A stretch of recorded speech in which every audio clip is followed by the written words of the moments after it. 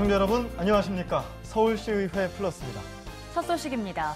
새 정부 출범 이후 에너지 정책의 전반적인 변화가 예상되는 가운데 서울시의회가 이에 발맞춰 에너지 자급률을 높이기 위한 토론회를 개최했습니다. 서울시의 대표 에너지 정책인 원전 하나 줄이기의 성과를 바탕으로 태양광 에너지 보급 확대를 위한 계획과 방안을 논의했습니다. 새 정부 출범 이후 에너지 정책 패러다임이 급변하고 있습니다. 노후 석탄 화력 발전소가 가동을 멈추고 신고리 원전 5, 6호기 건설은 재점검의 과정을 거치게 됐습니다. 이처럼 신재생 에너지에 대한 관심이 집중되고 있는 가운데 서울시의 에너지 자급률을 높이기 위한 토론회가 열렸습니다. 특히 태양광 에너지 보급 확대를 위한 계획과 방향을 모색하는 자리로 꾸며졌습니다. 우리나라의 신재생 에너지 전력 생산량 중 태양광의 경우 세계 평균의 5분의 1에 불과할 정도로 현저히 낮은 상황. 천편일률적인 모양 등으로 인해 그동안 공공부문 주도로 보급돼 왔다는 점이 한계로 지적되는데 시민의 참여를 높이기 위한 해외의 다양한 사례가 공유됐습니다.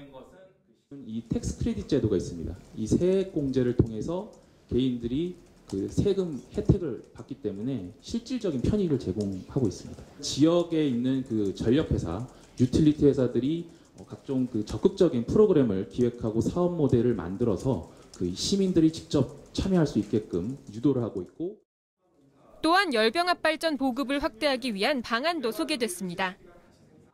열과 전기를 동시에 생산하는 열병합 발전은 전기만 생산하는 발전소보다 에너지 효율이 높아 해외 주요 국가들도 적극 지원하고 있습니다.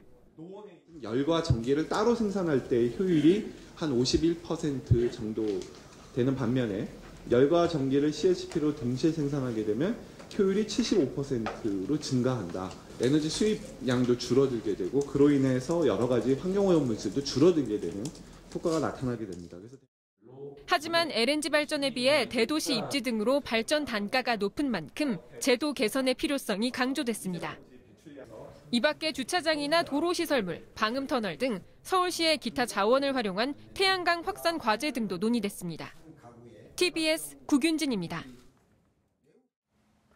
서울 시민의 70% 이상이 아파트나 다세대 주택 등 공동주택에 살고 있지만 공동주택 관리를 둘러싼 갈등과 분쟁이 계속해서 발생하고 있습니다. 예, 서울시의회 도시계획관리위원회가 공동주택 관리의 전문성을 높이고 문제점을 개선하기 위한 토론회를 개최했습니다. 서울시민 70% 이상이 아파트나 다세대 주택 같은 공동주택에 살고 있지만 공동주택 관리를 둘러싼 갈등과 분쟁이 계속 일어나고 있습니다.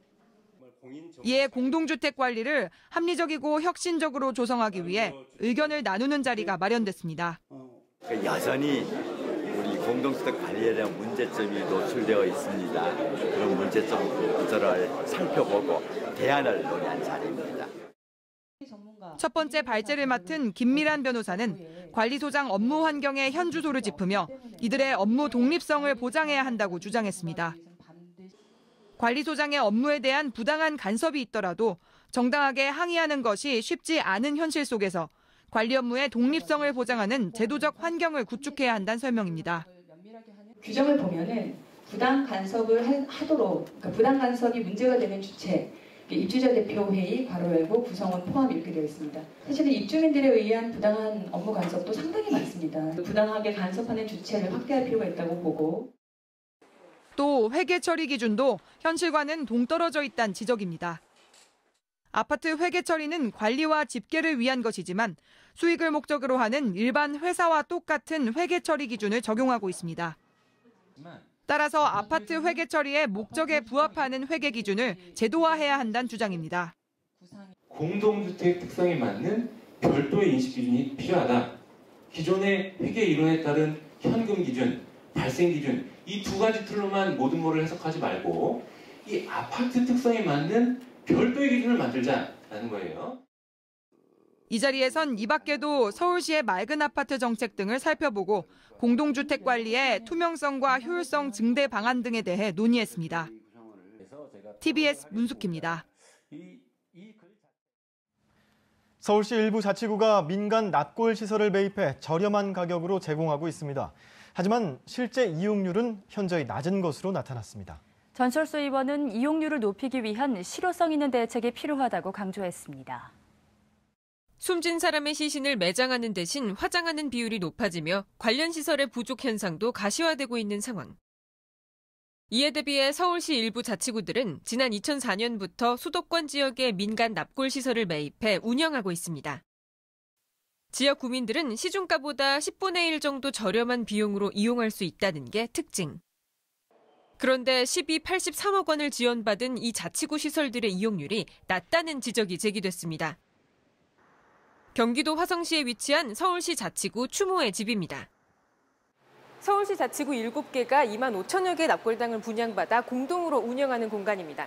하지만 앞에 보셨던 것처럼 사용하지 않아 흰색 천막이 내려온 곳이 태반이고 또 운영하는 곳의 한쪽 벽면은 아예 텅 비었습니다. 지난 6월까지 서울시 11개 자치구가 확보한 납골 시설 중 현재 사용되고 있는 납골함은 6.2% 남짓. 시지경 납골 시설 이용률인 92%와 확연한 차이가 납니다. 실제로 그동안 홍보는 잘 이뤄지고 있던 걸까?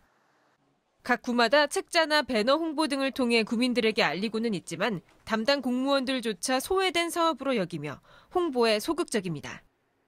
서울로파에서 각 세대마게 들어가요. 주기적으로 홍보를 해요. 그런데도 불구하고 이렇게 이용률은 활용도는 이렇게 높지 않더라고요. 이용률이 낮은 또 다른 원인으로 접근성이 지적됩니다. 서울에서 원거리에 위치해 교통편이 불편하다 보니 수도권의 다른 민간 납골 시설 등으로 발길을 향하는 시민들이 많기 때문입니다. 지금 50분 기다려가지고 타고 왔단 말이에요, 버스를. 일단 교통편이 불편해가지고 사람이 좀 덜 들어오는 것 같지 않을까. 이에 일부 자치구들은 조례 개정을 통해 이용 대상자 확대를 검토하고 있습니다. 현 관내 구민이나 저소득층 위주에서 관내에 살지 않더라도 사업장을 둔 사람이나 무연고자들로 그 대상을 확대한다는 겁니다. 무연고 사망자라든가 이런 분들은 또 갈 수 있는 곳이 한계가 있기 때문에 자치구 내에 무연고자들이 있잖아요. 그렇기 때문에 그분들을 그쪽에 모시는 이런 방안도 이용률을 높이는. 시민들의 세금으로 지어진 자치구 추모공원. 이용률을 높이기 위한 보다 실효성 있는 방안이 필요한 대목입니다. TBS 구균진입니다.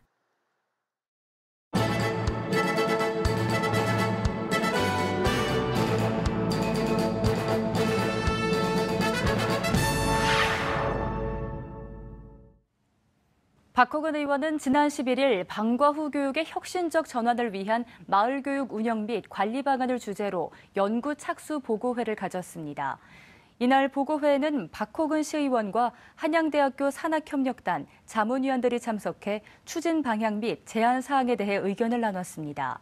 박 의원은 이번 연구를 통해 교육과 지방자치가 더욱 효과적인 협력 활동을 할 수 있길 바란다며 기대감을 나타냈습니다. 김정태 도시계획관리위원장이 2017 대한민국 탑 리더스 대상 우수 의정활동 부문에서 대상을 수상했습니다. 이 상은 대한민국의 역량과 위상 강화에 기여한 각계 명사에게 표창하는 상입니다.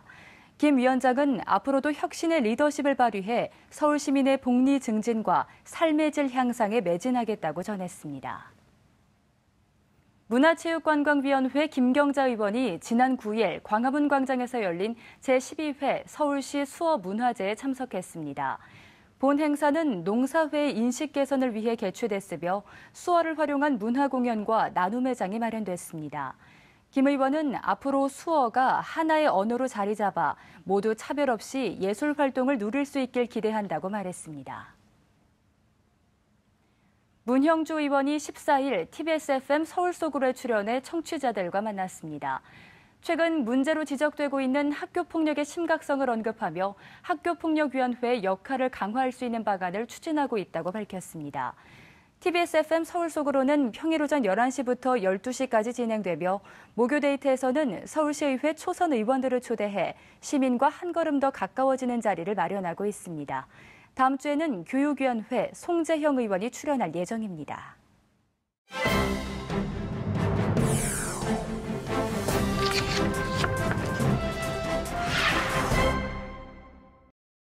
촛불의 힘으로 이뤄낸 지난 5월 장미 대선 이후 정치 참여를 향한 국민들의 관심은 날로 높아지고 있습니다. 이에 서울시의회 또한 서울시 정책에 대한 시민들의 의견을 듣기 위해 다양한 서비스를 운영하고 있는데요.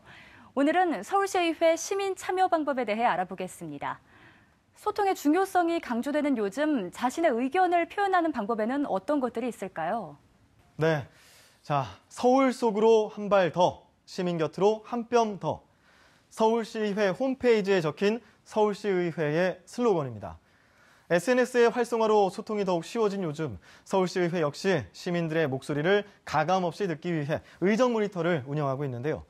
시민들의 의정 활동에 관심을 가지고 지방의회와 지방의원이 이를 제대로 수행하고 있는지 견제하고 감시하는 일을 하는 것이 의정 모니터의 주된 목적입니다. 의정 모니터는 참신한 아이디어나 시민의 소리, 여론이나 불편, 부당사항, 개선 요구사항을 제안해주는 모니터링 역할을 담당하게 됩니다. 보시는 문서는 서울시의회 의정 모니터 의견서인데요. 현장 답사 후 의견을 제출하거나 문제 제기 등 여러 대안과 개선 방향을 제시하면 됩니다. 이때 추상적이거나 상식적 언급이 아닌 구체적인 방향을 제시하고요. 단순하고 반복적인 내용 또한 제외됩니다. 우수 의견으로 선정된 시민 의견은 실제 서울시정에 반영되기도 하는데요. 지난 7월에도 데이케어 센터의 명칭을 우리말로 변경해달라, 또 통합 사이트가 필요하다는 의견이 있었고요. 서울 시내 공원에서 작은 결혼식을 원하는 커플들에게 구체적이고 실질적인 안내를 확대하자는 의견 등 11개의 시민 의견이 우수 의견으로 선정되기도 했습니다. 의정 모니터링단은 시의원의 추천이나 공개 모집으로 구성되는데요. 현재 활동 중인 제9대 의정 모니터의 활동 기간은 2015년 4월부터 2018년 9월까지입니다. 네, 상당히 전문적이고 체계적인 느낌이 드는데요. 이 밖에도 서울시의회에 자신의 의견을 전달할 수 있는 방법은 없을까요? 네, 있습니다. 의정 모니터 외에도 의회 신문고라는 제도를 이용하면 되는데요. 서울 시민이라면 누구나 서울시정에 관한 자신의 의견을 의회 신문고를 통해 편리하게 제출할 수 있습니다. 서울시의회 홈페이지에 로그인한 후에 의회 신문고를 신청하거나 스마트폰 앱을 이용해서 신청할 수 있는데요. 예를 들어 내 아이가 다니는 초등학교 앞 도로가 위험해 보여서 운전자에게 주의를 주는 경보등을 설치해달라라는 요구를 할 수도 있고요. 이렇게 의회 신문고에 시민의 건의나 요청 사항들을 올릴 수가 있는데요. 이런 민원이 접수되면 상임위원회인 교통위원회가 처리 부서인 도로과에 통보를 하고요. 특별한 사유가 없을 경우 7일 이내에 처리해서 그 결과를 알려줍니다. 특별한 사유로 처리가 지연되는 경우에도 진행 상황에 대해 상세히 알 수 있습니다. 네, 그런데 온라인이나 이 스마트폰 애플리케이션 사용이 서툰 분들도 있잖아요. 이런 분들은 어떻게 자신의 의견을 개진할 수 있을까요? 네, 당연히 오프라인에서도 의견을 전달할 수 있습니다. 서울시의회 본관과 의원회관 로비에 설치된 전자신문고를 이용하시면 되는데요. 화면에 나타나 있는 것이 바로 전자신문고입니다.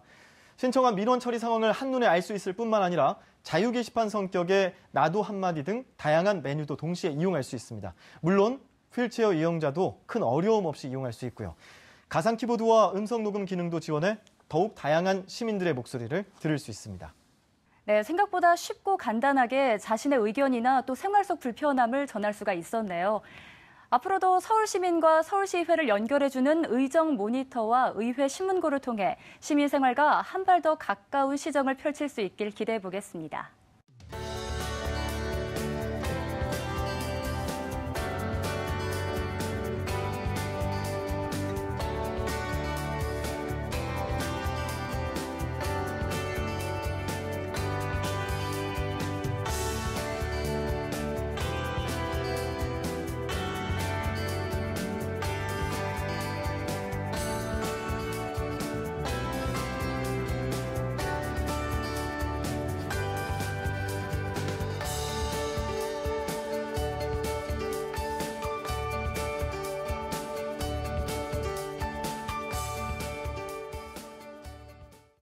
서울시의회 플러스 준비한 소식은 여기까지입니다. 다음 시간 더 알찬 소식으로 찾아뵙겠습니다. 함께해 주신 여러분 고맙습니다.